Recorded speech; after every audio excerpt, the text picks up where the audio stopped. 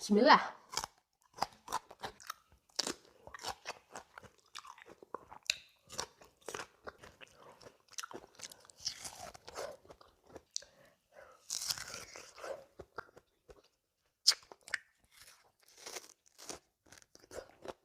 Hello guys and welcome back. So meron tayong Brazilian mango pero andito tayo sa Argentina. So balatan natin to pero binalatan ko na siya tinaray. Mahirap maghanap ng biyakin mangga dito sa Argentina.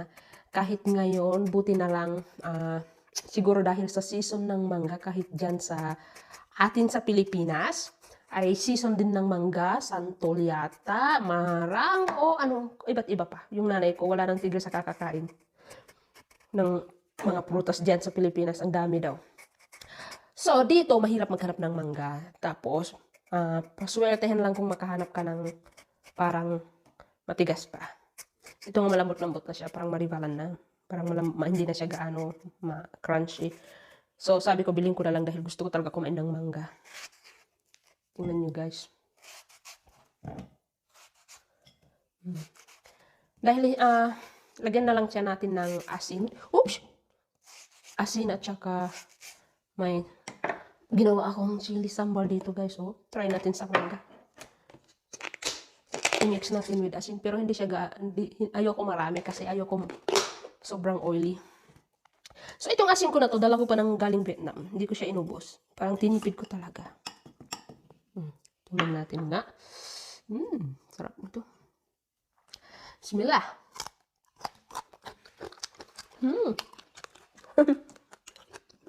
Hanghang, ibang lasa.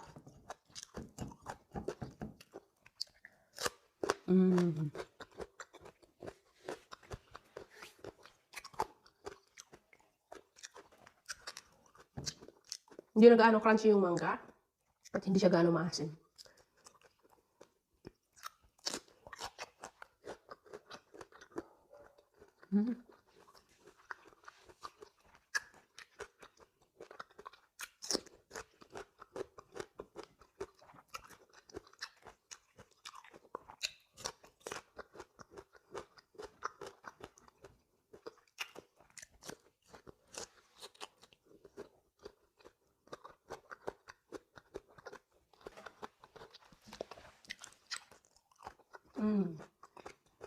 Parang mas masarap hindi siya lagyan ng sauce.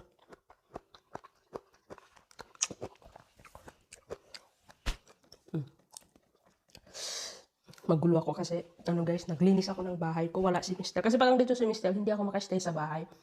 Lagi kami lumalabas, 3 beses magkape sa isang araw.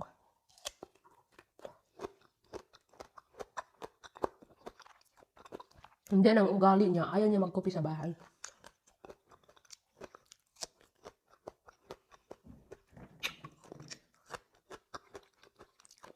Bumili ako ng kape pero isang taon na hindi nagalaw.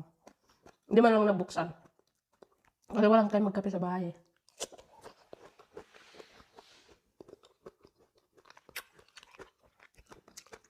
Masarap yung asin ko at saka yung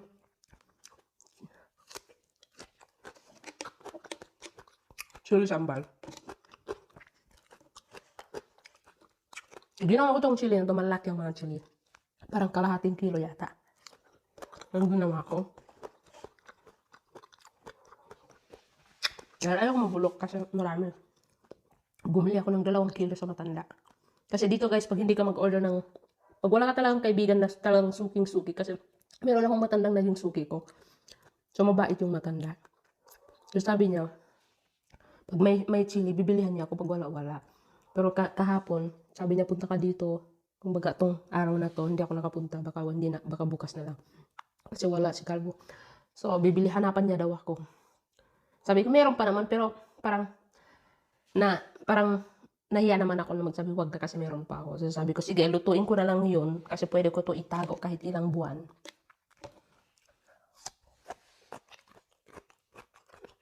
So, bilhin na lang ako bago. Pero masarap yung sausawan.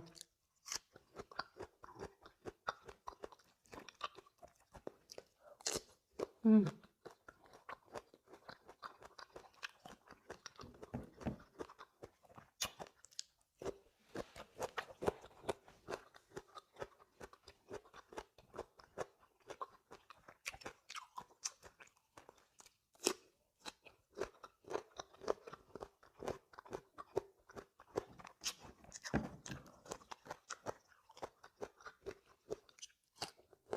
Mm.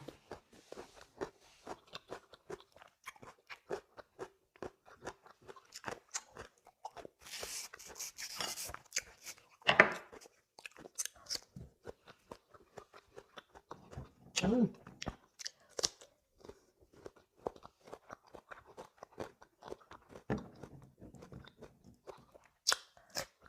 Mm.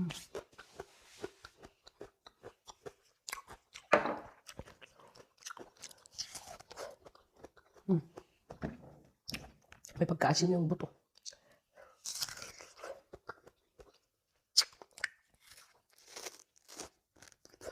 Mm.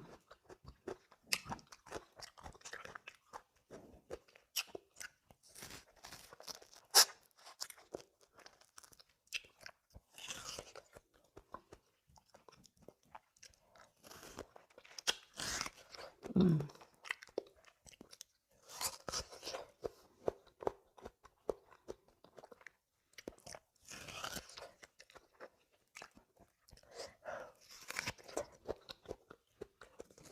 May pagkaasim yung buto.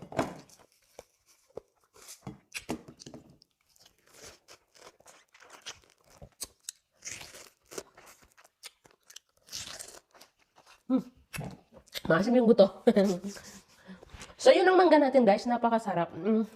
Sa totoo lang, na-miss ko talaga yung Thailand. Gusto ko na talaga bumalik ng Thailand, pero hindi pa pwede kasi kailangan ko tapusin yung mga inumpisahan ko dito sa Argentina kasi kailangan ko ano guys, yung citizenship ko dito sa Argentina kasi isa na akong resident dito. So, kailangan ko na tapusin yung citizen ko dito. So, kaya matagal-tagal tayo hindi makauwi ng Pilipinas. Baka 2 years or more than that or less than 2 years, I guess. And so, hindi ko alam kung gaano katagal yung process. So, at saka kahit uuwi, si Mister lang ang uuwi, dito ako, hindi ako uuwi. Pero okay lang. Pero natatakot ako sa laki ng bahay na to, nag-iisa lang ako dito. Tapos yung mga kapitbahay ko, malayong malayo, hindi nagdidikitan yung bahay dito. Tapos parang bundok. At saka, pero sa division, pero pag kailangan mo ng security, tawagan mo lang, agad-agad sila makakarating. At saka meron pulis nagro-ronda sa hating gabi dito sa barrio namin. So, pinakamaganda. So, anyway, that's all for today. Thank you for watching. See you in the next video. Bye!